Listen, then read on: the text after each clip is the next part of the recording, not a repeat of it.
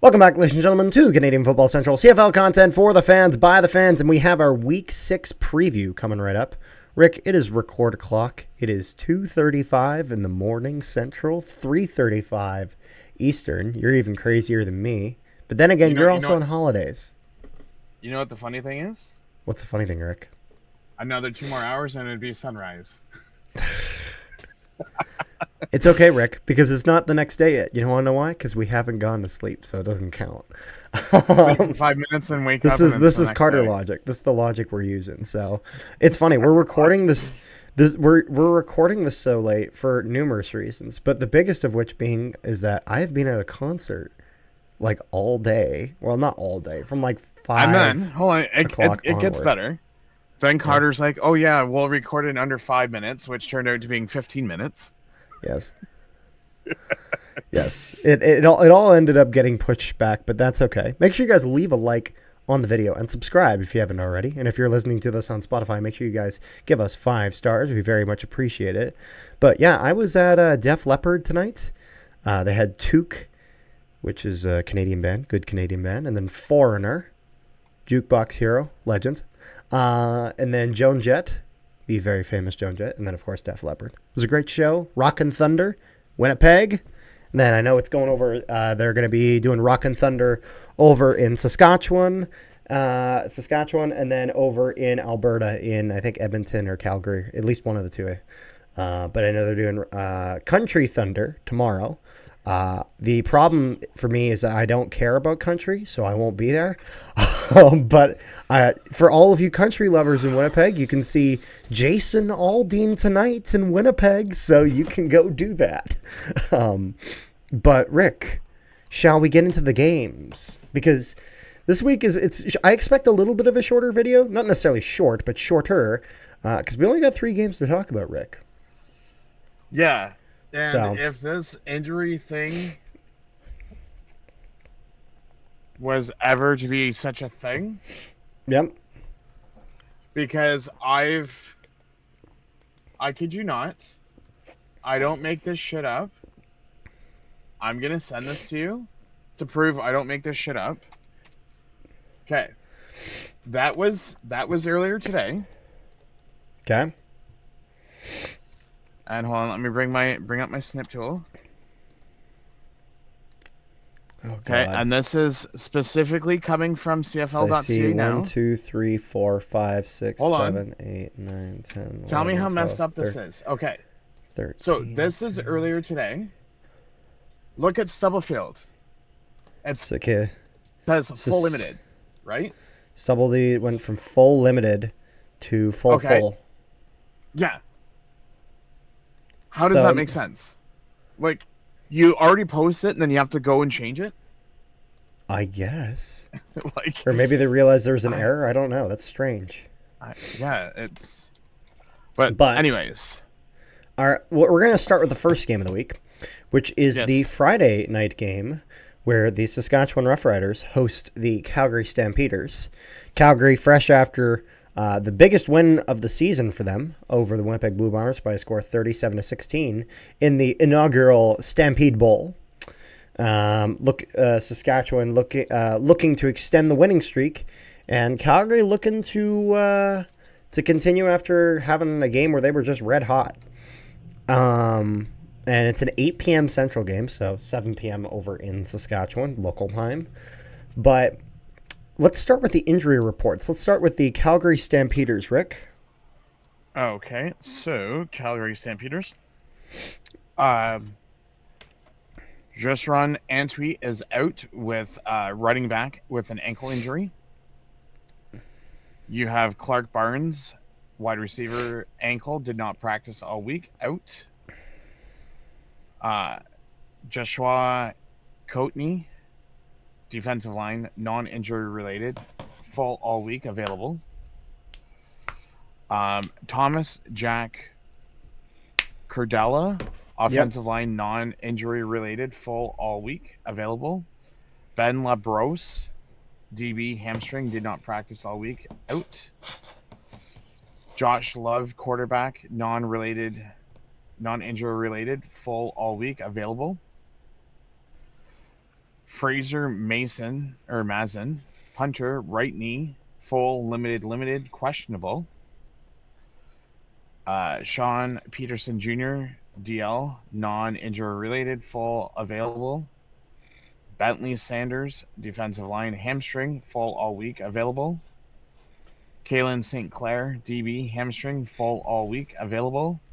Quincy Vaughn, QB, non-injury related, did not practice Monday, full Tuesday and Wednesday, available. And Charlie Wiley, DL, Achilles, full all week and available.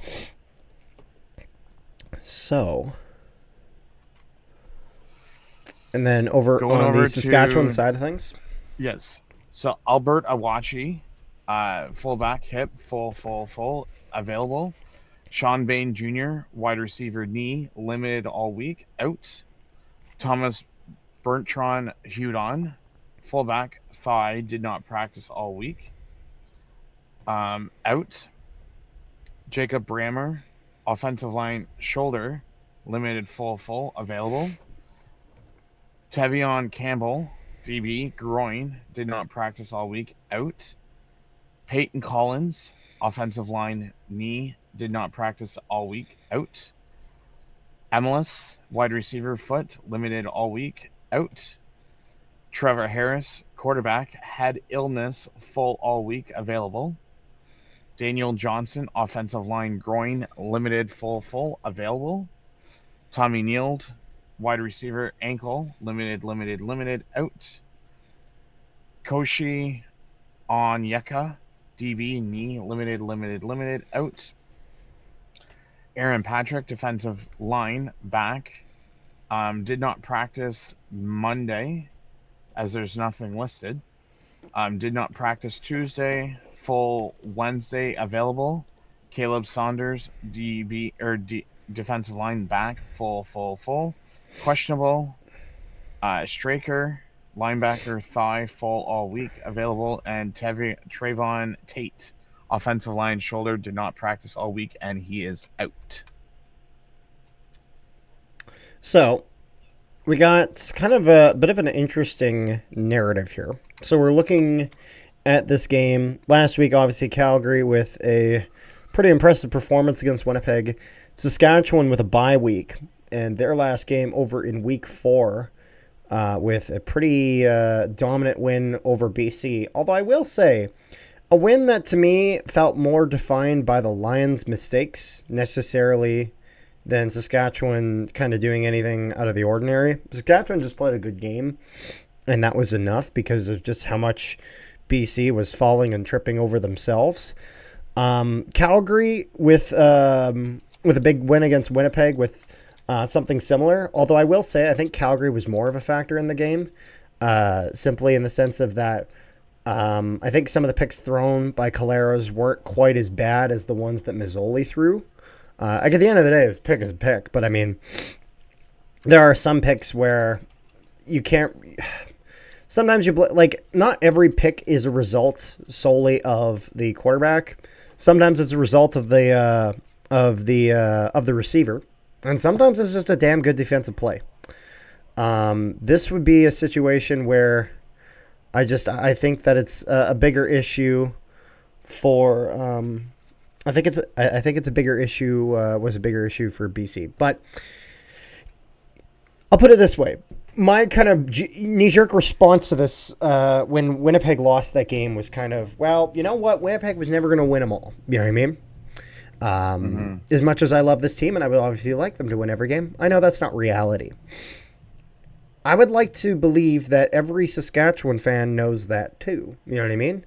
That they're not going to, everyone was everyone was talking man, what if Winnipeg and Saskatchewan were undefeated up until Labor Day? It's not going to happen, but it's what if? And that was the deciding factor.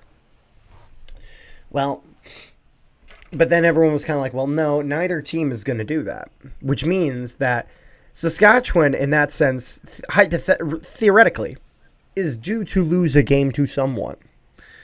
Now, with the performance with the performances going around the CFL right now, there's a few teams that could potentially do it. That Ticat offense, that could do it. That Alouette defense, when it's not taking dumb penalties, that could do it.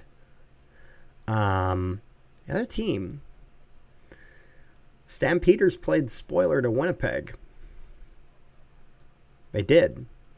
Could they then do the same to Saskatchewan? I wouldn't put it out of the realm of possibility. Rick, what do you think about this hypothetical here?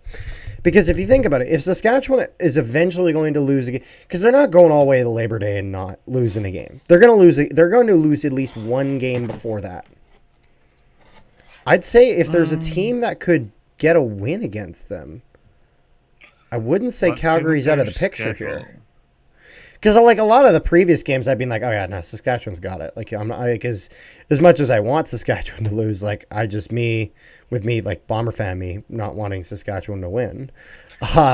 Realistic, not dumb part of me was kind of like, yeah, but I also know that realistically, I knew Saskatchewan was probably going to win those. But this week I have less certainty. Because, obviously Trevor Harris is going to be playing. Obviously, he's having some illness stuff, but he'll be fine come game time. But Schaefer Baker's still out. MLS is still looking out. Is that right? He's still... MLS is still out. Yep. So, it's like Saskatchewan has some injuries. Not enough to hinder them in the overall big picture against every opponent. Put it this way. If that Calgary defense plays the way it does, did last game, AJ Ouellette is going nowhere. If that was the way, which means that they'd have to rely more on the passing game, which has been being good for them so far, for Saskatchewan.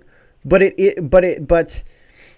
is a bit of an issue if you don't have Shaker Breaker, if you don't have MLS, and you're having to rely on that passing game a little bit more. I think the Calgary defense did pretty well last game. So as long as they play anything like that, there is some decent hope for them. But I don't know. What do you think of this, Rick?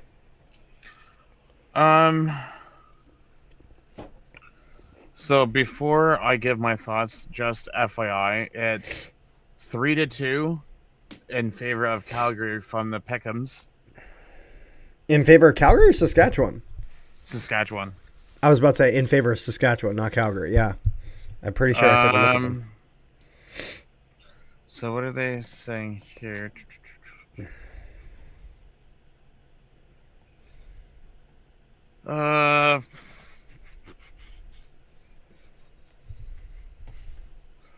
So Riders are ranked last in passing yards per game. Well, that makes it a little bit more of a problem. But then at the same time, the Riders have yet to hit their stride, and their corpse of playmakers could make the life miserable for Stamp's offense. In a sense that Saskatchewan's defense hasn't really stepped up yet. See, here's the thing. The other thing you have to remember, Rick, is that the Stampeders are not properly... the Stampeders have not had to properly adjust to playing Vernon Adams Jr. in Saskatchewan because last year the Lions fucking refused to play Vernon Adams Jr. in that game. And also, Calgary's pass defense has been miserable for opposing pivots. Okay, but look, so I understand the whole thing of, oh yeah, well, they haven't done anything. But you have to look at the team as it is right now. You can say all season this team hasn't done anything except for last game or whatever. Last game was a fluke or whatever. Okay, well, a lot of people said that about Edmonton, which is why a lot of people took Ottawa in that game, saying, well, Edmonton, because I would have been like, okay, well, Edmonton played pretty good against Winnipeg even though they lost. Yeah, well, it was a one-off. They played like garbage before that. This team hadn't done anything. And then they won and they fucking beat the Red Blacks. I mean, in all And again, I I think mean, Red Blacks I'm are just looking at better the than their team here. performance. So you have Mario, Duncan, Busby, Johnson, Myers, Mims, Picton, and Robust Ellie as the receiving group. Everyone else is on the 1 game or 6 game for injuries. Yep. And then if you look at the Calgary side for wide receivers, they have Alfred, Brooks, Jones, Philpott, and Rhymes. That's it. Yeah. Barnes is injured. Bagleton's on the 6 game. Henry's on the 6 game. I mean, you could potentially say both quarterbacks are a wash. Both running backs, Mills and Ouellette, are a wash. It's going to come down to defense. And it's going to come down to And again, do you that's have where more faith. I'm not going to lie. I think Saskatchewan's, or I think, like, as much as Saskatchewan has looked pretty good for a lot of these games, I think Saskatchewan didn't need to be as strong. Like, I don't think Saskatchewan's defense was as much of a factor in their win against BC as Calgary's defense was in a factor in Winnipeg's, even though a lot of the problems with Winnipeg were self-inflicted. Me personally, Yeah, I'm going with the green and white. I am going to be going with Only because I've already sent in my picks, so I can't change them. I'm going to be going with Calgary for this one. I think Calgary has the potential. I know it's funny. I know I'm going against the grain a little bit, as I know kind of common knowledge, at least for this year, has been that Saskatchewan's playing. Realistically, they're probably winning, unless they're playing maybe Montreal or Winnipeg, depending on it. But I thought Calgary looked pretty good last week, and so I think there's potential there. I think if you're Vernon Adams Jr., you got to go into Mosaic Stadium a little pissed off that you weren't playing that game last year when BC was getting blown the fuck out. So I think if you're VA, there's some opportunity here. Vernon Adams Jr., he's an excellent quarterback. He's basically Trevor Harris if he had legs still. In the sense of he's got a lot more legs than Trevor Harris does. And so I think that has potential to maybe play a little spoiler and things, but we'll see. So I'm going with Calgary. You're going with Saskatchewan, fair enough. We go to the second game of the week, the Saturday, Yes, July sir. 12th game. I will not be watching this game or the Sunday game, as I'll be live streaming wrestling, as it is AEW All In on Saturday. Their version of WrestleMania, essentially. And then on Sunday, it is WWE Evolution. So I'll be live streaming that over on the Nolan Hockey Podcast. Come check that out. But Ottawa Hamilton. Rick? You know what you do? You know what you do? What do I do? I got a way to solve your problem. Oh, do I have to do the double stream stuff? I got two of Fucking them. right.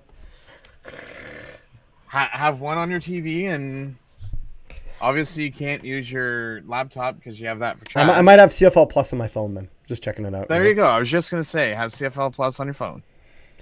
All right, Rick. Let's get the Yes, injury sir. report for the Ottawa Red Blacks first. I think Ottawa Red Blacks need to come up with a new emergency code because the amount of people that are either limited or did not practice is a long list, my friend. Oh, boy. Let's see. 1, 2, 3, 4, 5, 6, 7, 8, 9, 10, 11, 12, 13.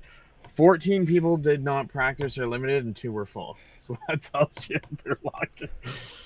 Okay, so Devontae Dedman, he was the running back kick return. Ankle did not practice. That's the one where I said if you watch the game, sounds like he broke his leg. Yeah, I know. I saw him get carted he's off. out for it 6 looked bad. weeks.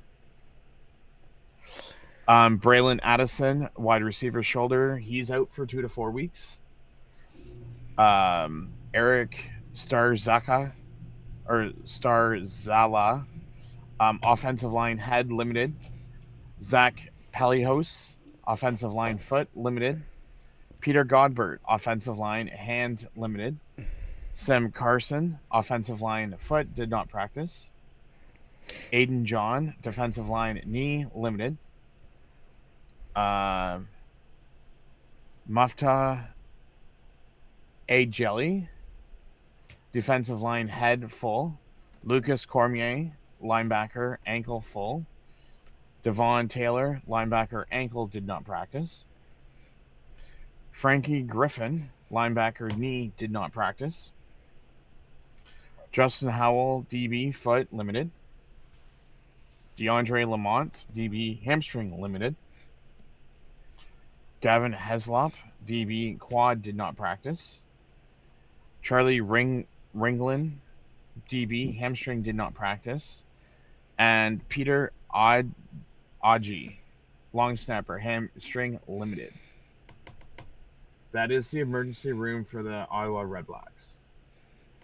Now for the Ticats.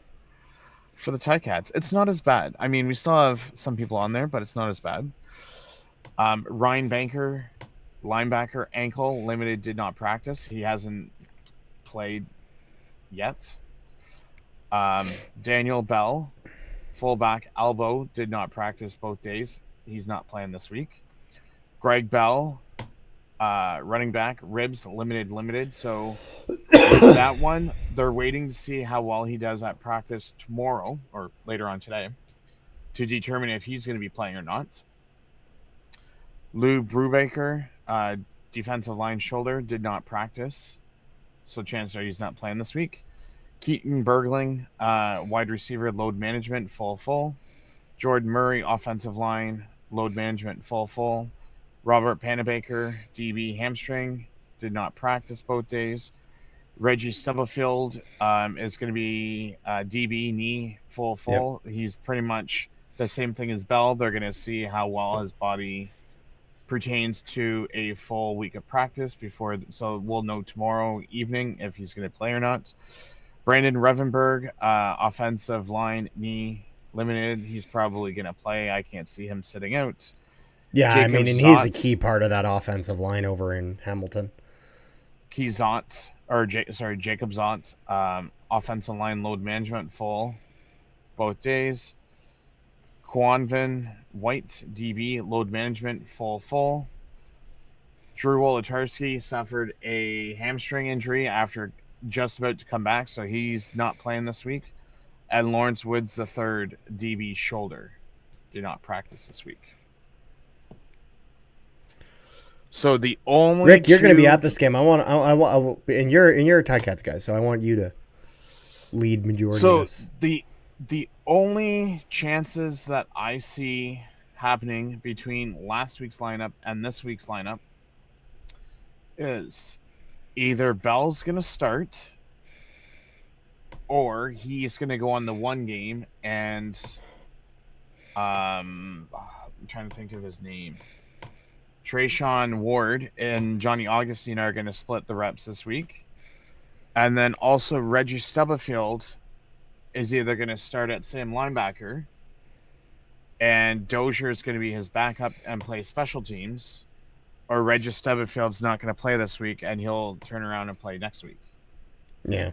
So those are going to, from what I've seen in practice these last 2 days, those are the only two changes I see in the lineup. Yeah. Now, the question is Ottawa taking mental notes, or is Ottawa going to play the Toronto and Montreal card? Well, here's my thing, Rick.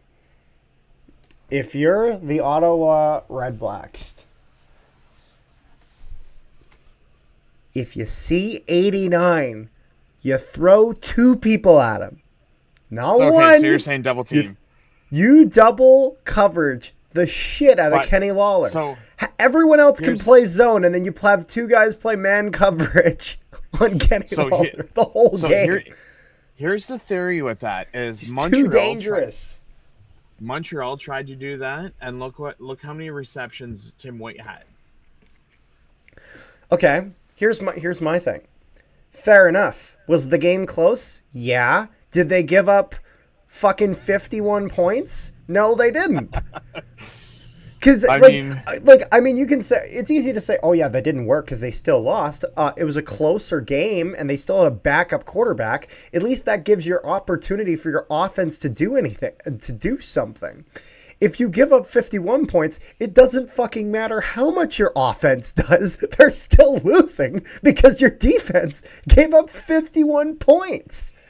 and I mean, they have what? 1, 2, 3, 4 offensive linemen. If you on give their up injury report. 51 points, your offense is meaningless. In the sense of that your offense, again, you're like, if your defense gives up 51 points, your offense could have the most beautiful game in the world.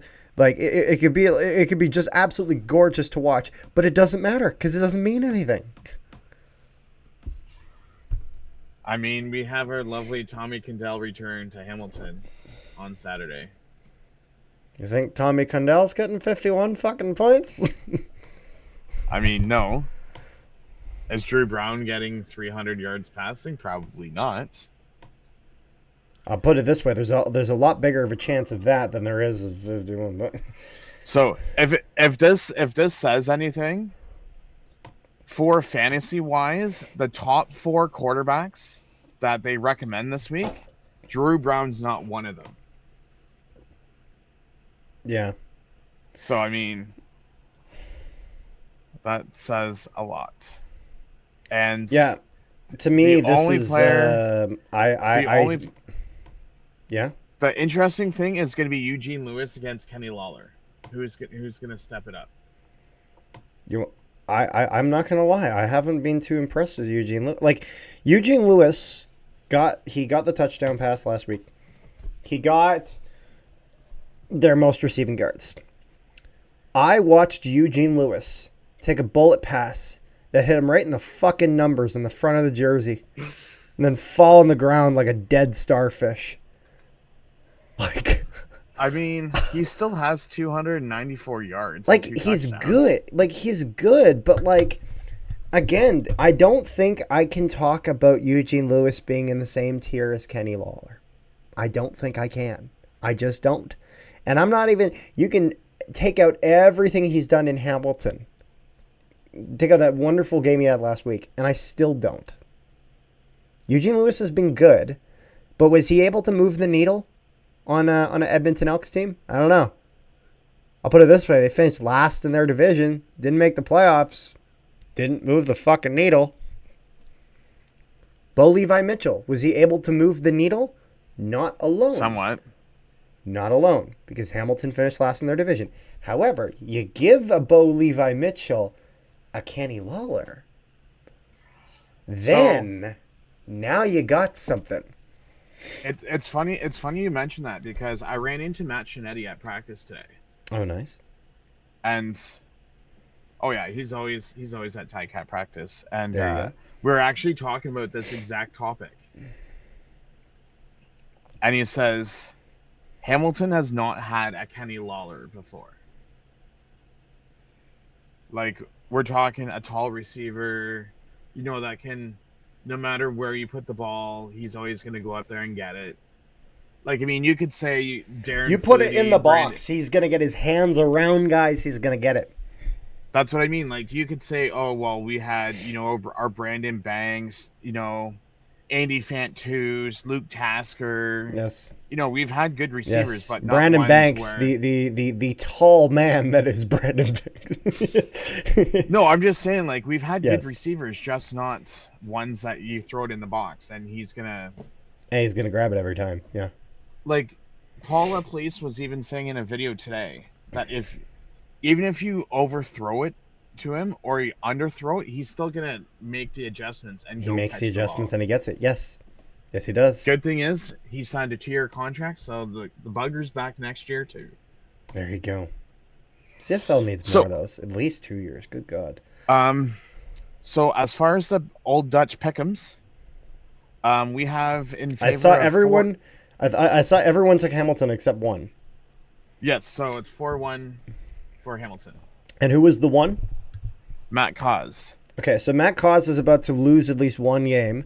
As I'm not going to lie, I don't see any way Hamilton doesn't win this game. Like with the And way that the Red Blacks are playing, and with the way the Ticats have played recently, I'm not gonna lie. If you're Hamilton, there's no excuse to lose this game. and you know what the interesting thing about this is? What is the interesting thing about this, Rick? Hamilton wins, we're in first because we have the tiebreaker against Montreal. So that sure sounds nice, doesn't it? Oh, it does. So all those haters out there can go kick rocks. Ooh, he said you could kick rocks. Damn. So, shall we get on to the next one, Rick? We got just so one. I assume that you're going with Hamilton? Oh, yeah. No, I'm going Hamilton. 100%. No Okay. question. That brings us to the last game of the week, where the Edmonton Elks host the BC Lions. It's funny. Edmonton, Edmonton with a win last week over Ottawa, getting a win at home, big for them. I don't care that Ottawa's being bad, and that it's like, oh, it was just Red Blacks, but it's like no, that was big for them. Edmonton is a team that's struggled to get wins at home. Again, even though it's a team that they really should have beat, and they did, it was big for them. This is going to be a bit more of a test. Now, obviously, I know the Lions have had their share of struggles this year and whatnot.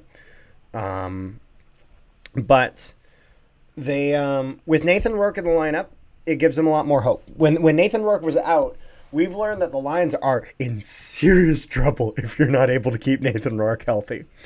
Oh boy, are you in trouble. Now, because again, they lost that game against Winnipeg with Nathan Rourke in the entire game. But it was a close game, and it was against Winnipeg, and Winnipeg's a good team.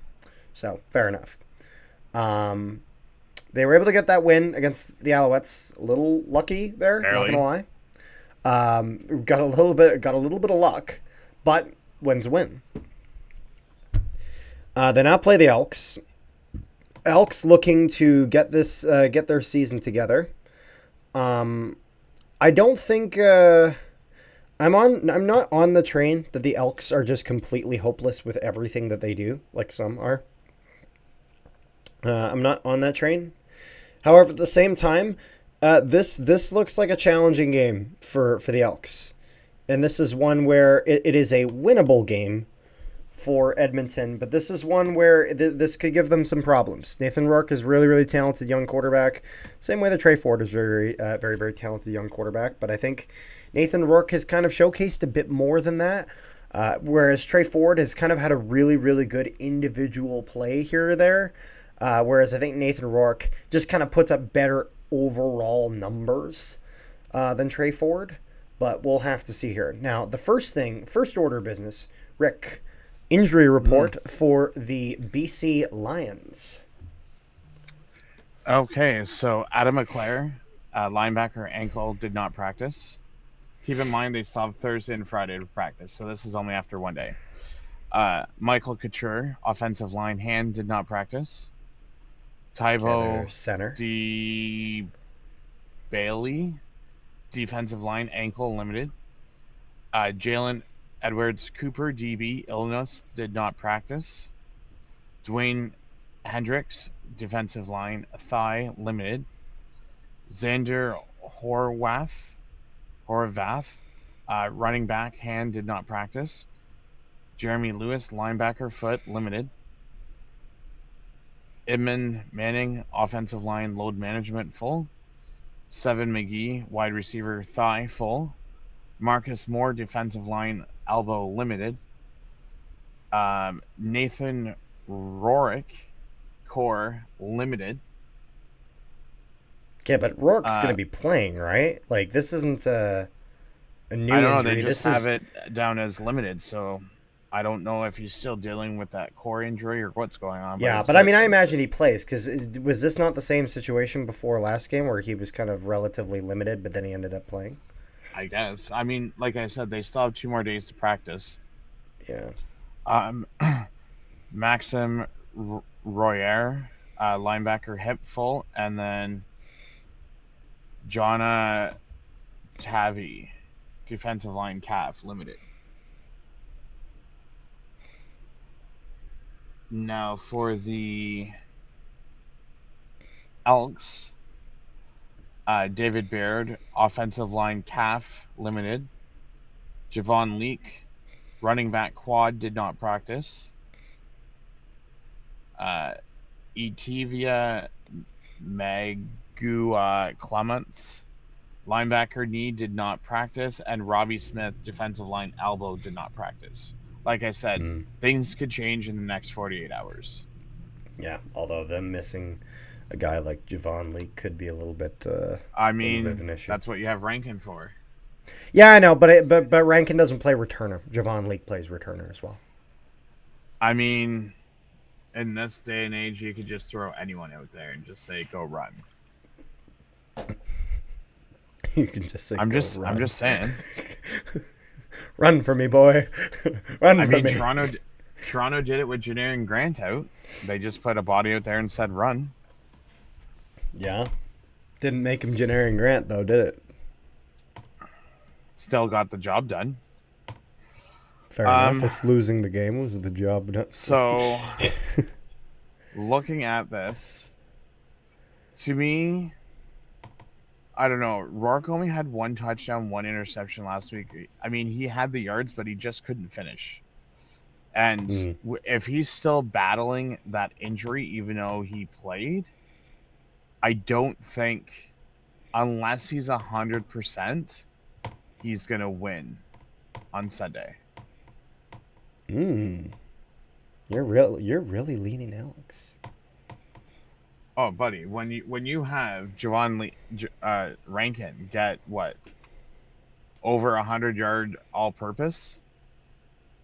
I mean, yeah, you could turn around and say, well, BC has James Butler, but I mean, in the end, to be fair, I think Rankin has been better than Butler recently, even with BC. Rankin had 170 yards and 2 touchdowns. What is the old Dutch splits? The old Dutch is saying 3-2 in favor of BC.